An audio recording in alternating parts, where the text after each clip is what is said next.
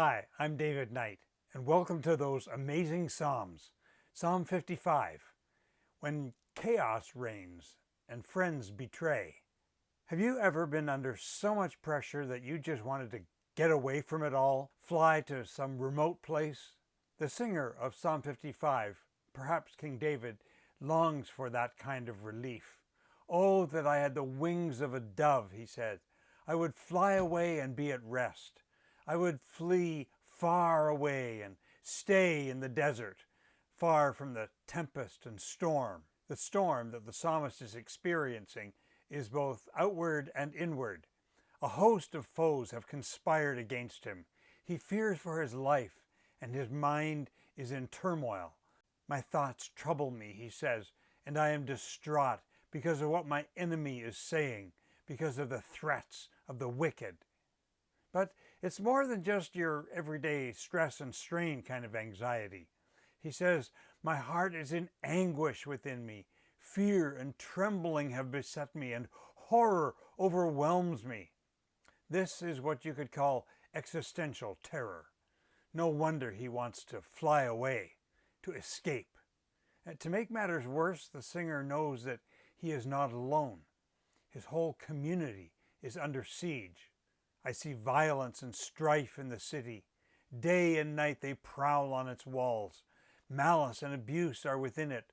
Destructive forces are at work in the city. Threats and lies never leave its streets. Danger is everywhere. Violence is rampant and toxic rumors are swirling. Anarchy and chaos seem to be taking over. A city is supposed to be a sanctuary, providing safety in numbers, but it can easily become just the opposite. If a plague is rampant, a city is a death trap. In a pandemic, where a rogue virus is stalking everyone, urban centers are especially vulnerable. We're all feeling under siege and exposed these days. Like viruses, malicious attitudes and harmful policies also destroy communities. If you're a black parent in many North American cities, you fear for your children.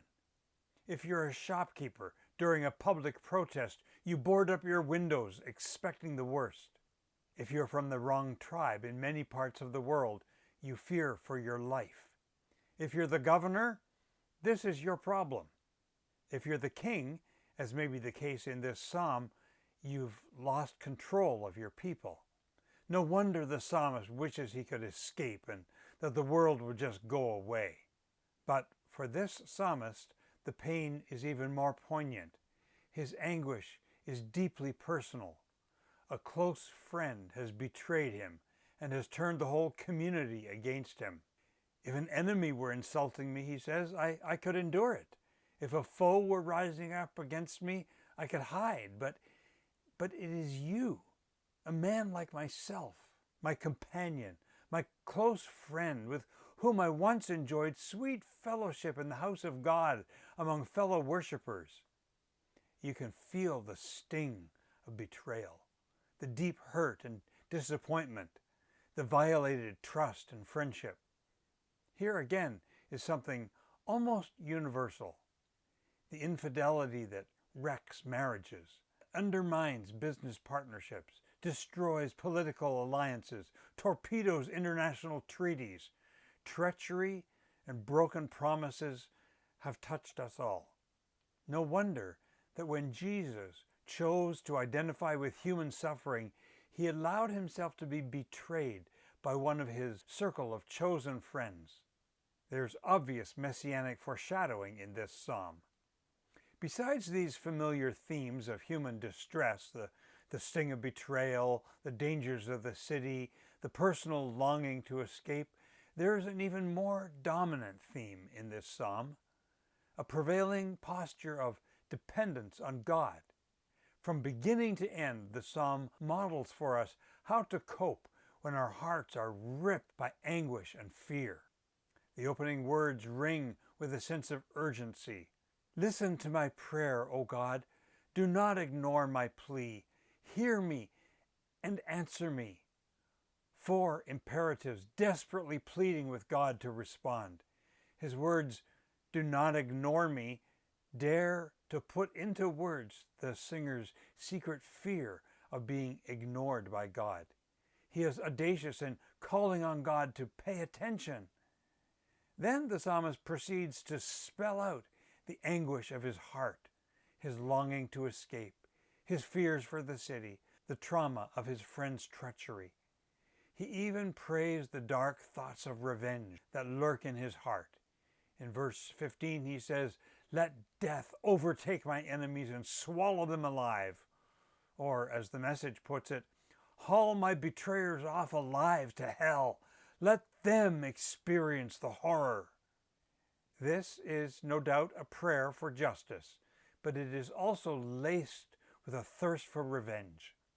Wisely, the singer asks God to revenge the evil done to him, rather than carrying it out himself. "As for me," he says in verse 16, "I call to God, and the Lord saves me.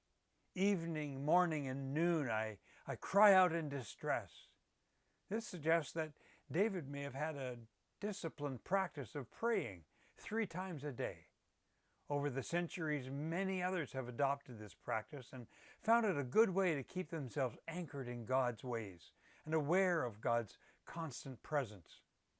This probably helped David to persevere in his confidence that God would rescue him. In verse 20, the pain of his friend's duplicity creeps back to haunt him. My companion attacks his friends. He violates his covenant. His talk is smooth as butter, yet war is in his heart. His words are more soothing than oil, yet they are drawn swords. And that's how it often goes when we're praying. But the singer catches himself drifting back into self-pity and reminds himself instead, "Cast your cares on the Lord, and He will sustain you." So David unloads on God the pain that is dragging him down. He doesn't expect God to remove his troubles, but he believes that God will sustain him through them.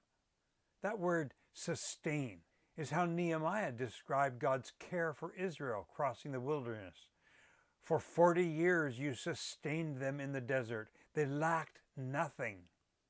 David is confident that God will sustain him, support him, calm his anxious heart, and strengthen him to face his challenges.